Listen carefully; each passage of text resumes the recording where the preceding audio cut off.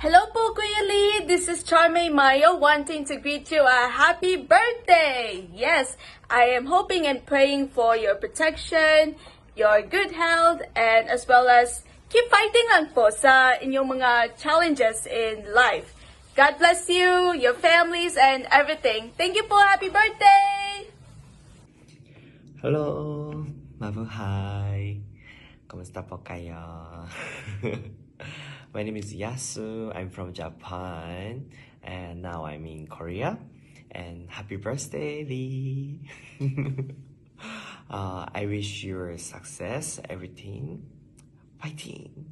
Yes, you can do it. I believe in you. Birthday, Lee. Happy birthday. I hope you are fighting. Life is beautiful. Thank you. Bye-bye. See you. Hello, Brother Lee. How are you today?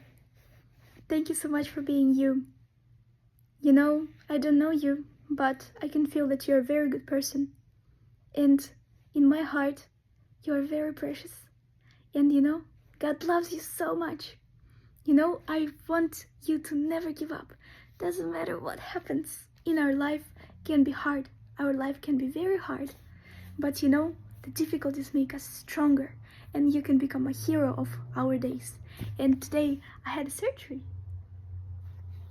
So as I never give up, I encourage you to never give up. You're my brother. I love you so much. Please stand tall and don't worry. Maybe you cannot smile right now, but you know, just think about God and pray. I really encourage you to never give up. You're the best, okay? Hello, Lee! Happy birthday sa'yo, and wishing you more birthdays to come, and I hope that hindi ka laging stress, just be happy, and wishing you more like long relationship with your wife Glory. Hopefully you love each other, and once again, happy birthday. Thank you so much.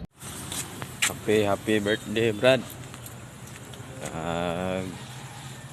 More birthday to come.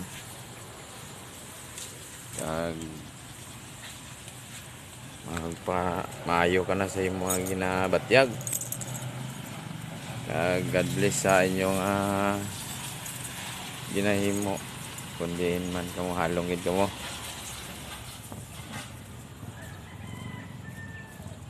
Amo lang to, Brad. Ari lang kami dia. Ano plano nyo? Happy birthday liwat, Brad.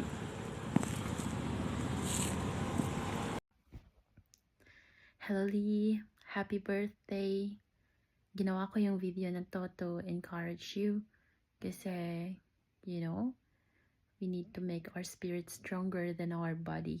Kasi ano man yung mga negativities ng body natin, when our mind and our spirit and our heart are strong, then yeah, you can always be fine. So hopefully you can have some time do what you love kasi importante yon, and of course make sure na your environment is always happy. Yeah, especially celebrating your birthday today. Hopefully na nag-enjoy ka, and it's really worth celebrating. So hopefully you can fight and overcome. Happy birthday ulit. Take care yourself, take care of Glory, take care of your family kasi yun yung pinaka-importante. Happy birthday, Lee!